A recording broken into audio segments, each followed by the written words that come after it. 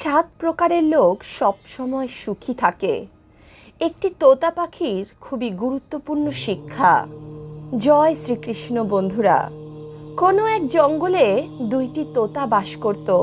একদিন সেই দুইটি তোতা পাখি একটি শিকারীর জালে ফেসে গেল।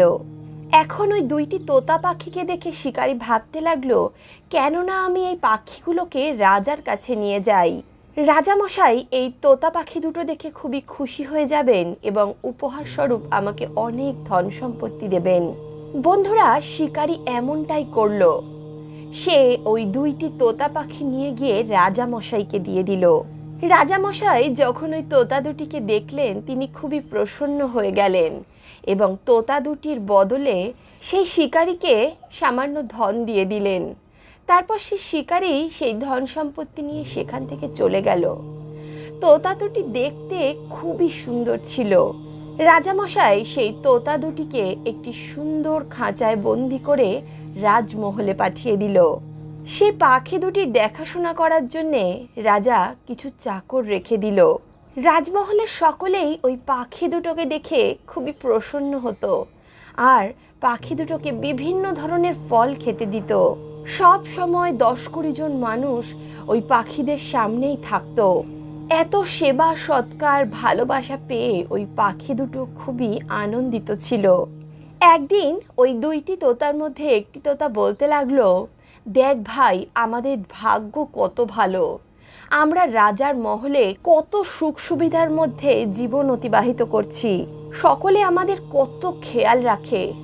আমাদের তো কোনো পরিশ্রমই করতে হয় না। আমরা বিনা পরিশ্রমেই কত সুখ সুবিধা পাচ্ছি। রাজমহলের প্রত্যেকটি ব্যক্তি আমাদের কত ভালোবাসে। বন্ধুরা, ওই তোতা দুটি নিজের জীবন থেকে অনেক খুশি ছিল।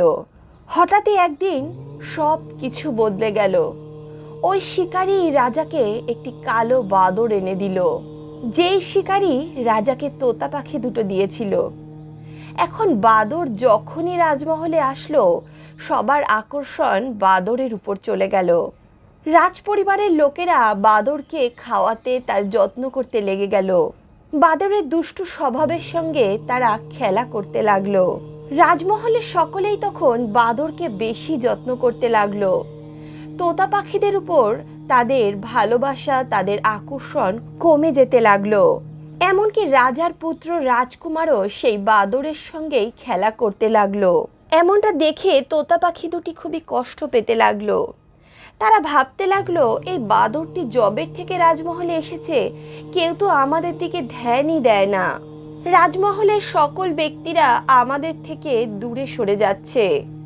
তারা শুধু আমাদেরকে ভোজনের ব্যবস্থা করে দিয়েই চলে যায়। না কেউ আমাদের সঙ্গে ভালোবেসে দুটো কথা বলে, না তো কেউ আমাদের সঙ্গে খেলা করে। আমাদের জীবন কত শূন্য হয়ে গেছে। এই বাদর আমাদের সব সুখ শান্তি ছিনিয়ে নিয়েছে। একটি তোতা বলতে লাগলো, ভাই সবুর করো, সময় বদলাতে দেরি লাগে না। বন্ধুরা, কিছুদিন যাওয়ার পর রাজা একটি ময়ূর কিনে নিজের রাজমহলে ছেড়ে দিল। ময়ূরকে দেখতে এত সুন্দর ছিল, রাজমহলের সকলেই বাদরের সেবা সৎকার ছেড়ে দিয়ে ময়ূরের পেছনে লেগে গেল। ময়ূরটি প্রতিদিন নিজের রঙিন পাখা মেলে রাজার উঠানে নেচে বেড়াতো। রাজা সহিত রাজমহলের সকলেই সেই ময়ূরের নাচ দেখে খুবই আনন্দিত হতো। তারা সকলেই তখন ময়ূরের প্রতি আকৃষ্ট হয়ে গেল। এমনটা দেখে বাদর খুব হিংসা করতে লাগলো। বাদর ভাবতে লাগলো, এই ময়ূরটা জবের থেকে রাজমহলে এসেছে, কেউ আমাকে একটুও ভালোবাসছে না, কেউ আমার সঙ্গে একটু গল্পও করছে না, আমার সঙ্গে কথা বলতেও আসছে না। সকলেই আমাকে ভুলে যাচ্ছে। কেননা এই ময়ূরকে রাস্তা দিয়ে হাঁটিয়ে দেওয়া যাক, যাতে করে আমার সম্মান আবার আগের মতো বজায় থাকে। এমনটা চিন্তা করেই সেই বাদর একদিন ছলনা করে ময়ূরকে মেরে দিল।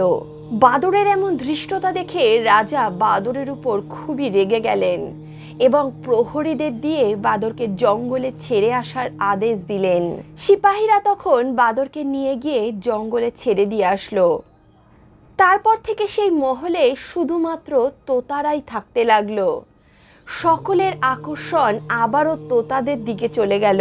এখন তো তোতারা খুব আনন্দের সঙ্গেই জীবন যাপন করতে লাগলো। তাদের মধ্যে একটি তোতা বলতে লাগলো, ভাই একটা কথা সব সময় মনে রাখবি, সময় কারোর এক রকম থাকে না, সময় বদলায়। পরিবর্তন হতে থাকাই এই প্রকৃতির নিয়ম। যখন সময় তোমার পক্ষে না থাকে তখন ধৈর্য ধরা উচিত। ধৈর্যতাপূর্বক ভালো সময় আসার অপেক্ষা করা উচিত। কারণ আজকে খারাপ সময় থাকলে কালকে ভালো সময় অবশ্যই আসবে। খারাপ সময় যদি তোমার ধৈর্য তুমি বজায় রাখতে পারো তাহলে ভালো সময়কে তোমার কাছে আসতেই হবে। সংসারের এটাই নিয়ম, কারোর আশায় কারোর দুঃখ হয়, আর কারোর যাওয়ায় কারোর আনন্দ হয়। এইভাবেই আমাদের জীবনে সুখ আর দুঃখ আসে। এই সুখ আর দুঃখের আগমন আমাদের জীবনে আসার একটাই কারণ। যখন কেউ আমাদের থেকে দূরে সরে যায় তখন আমাদের দুঃখ হয়, অথবা এমন কেউ যদি আমাদের জীবনে চলে আসে যার আশা আমাদের সুখ ছিনিয়ে নেয় তখন আমাদের জীবনে দুঃখ আসে। ছেলে অথবা মেয়ের বিয়ে যদি না হয় তাহলে দুঃখ হয় যে ছেলে মেয়ের বিয়ে কেন হচ্ছে না।